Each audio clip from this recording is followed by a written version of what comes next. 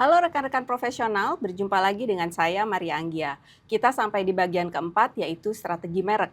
Jika di bab sebelumnya kita sudah membahas siapa Anda atau positioning dan apa kata Anda atau pesan, sekarang saatnya kita membahas buktinya. Tanpa strategi yang kuat, branding hanya menjadi klaim kosong. Yuk kita mulai pembahasannya.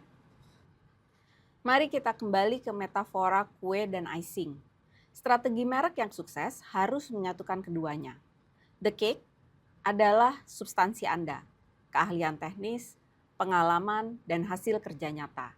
Ini pondasi kredibilitas.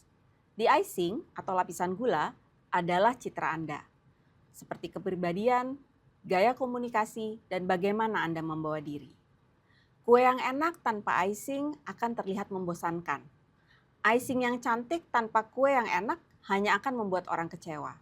Kita butuh keduanya. Untuk menyatukan ini, kita butuh cetak biru yang disebut platform strategi merek. Ini adalah pandangan 360 derajat tentang diri Anda. Ada 5 elemen kunci yang harus Anda definisikan. Yang pertama, nilai inti, yaitu apa keyakinan yang menggerakkan Anda. Kedua, kekuatan. Ini adalah kue Anda. Skill apa yang Anda tawarkan. Ketiga, kepribadian, ini icing Anda. Apakah Anda tipe pemimpin yang hangat atau analis yang serius? Keempat, citra merek. Bagaimana tampilan Anda? 5, janji merek. Apa pengalaman yang Anda janjikan kepada orang yang bekerja dengan Anda? Apakah mereka akan merasa aman, terinspirasi, atau terbantu? Ingat, dunia profesional penuh dengan orang yang mengaku ahli. Apa yang membedakan Anda? Bukti. Bukti adalah jaminan bahwa Anda mampu memenuhi janji merek Anda. Bukti bisa bermacam-macam, seperti kuantitatif, yaitu angka penjualan atau efisiensi yang Anda ciptakan.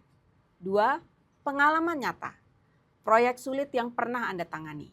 3, sertifikasi, gelar atau lisensi resmi.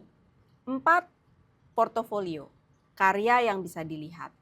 5, pengakuan sosial, seperti testimoni dari klien atau atasan. Semakin kuat bukti Anda, semakin sedikit Anda perlu berjualan diri sendiri. Tapi punya bukti saja tidak cukup. Cara Anda menyampaikannya juga krusial. Gunakan teknik storytelling. Jangan hanya memberikan daftar tugas seperti saya bertanggung jawab atas penjualan. Itu membosankan. Ubahlah menjadi cerita yang berdampak. Saya merancang strategi baru yang berhasil menaikkan penjualan 30% di tengah pasar yang lesu. Cerita ini akan memberikan konteks, angka memberikan validasi. Maka gabungan keduanya akan membuat Anda tidak terlupakan. Dalam menjalankan strategi ini ada beberapa prinsip dari Sordal yang bisa kita pegang. Pertama, reverse engineering, yaitu tentukan tujuan akhir Anda dulu. Misalnya, saya mau jadi direktur. Lalu tarik mundur langkah apa yang diperlukan. 2, content is the king. Konten bukan cuma media sosial, tapi juga cara Anda menulis email dan bicara di rapat.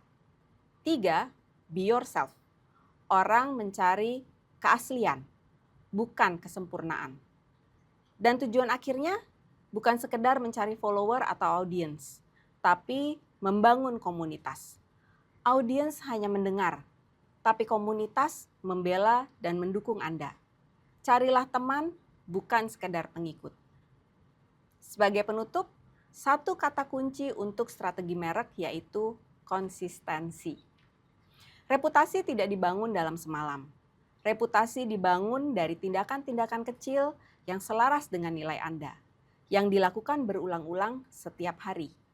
Mulailah kumpulkan bukti Anda, susun strategi Anda, dan jalankan dengan disiplin. Terima kasih telah menyimak penjelasan tentang strategi merek ini. Sukses untuk branding Anda, sampai jumpa di video selanjutnya.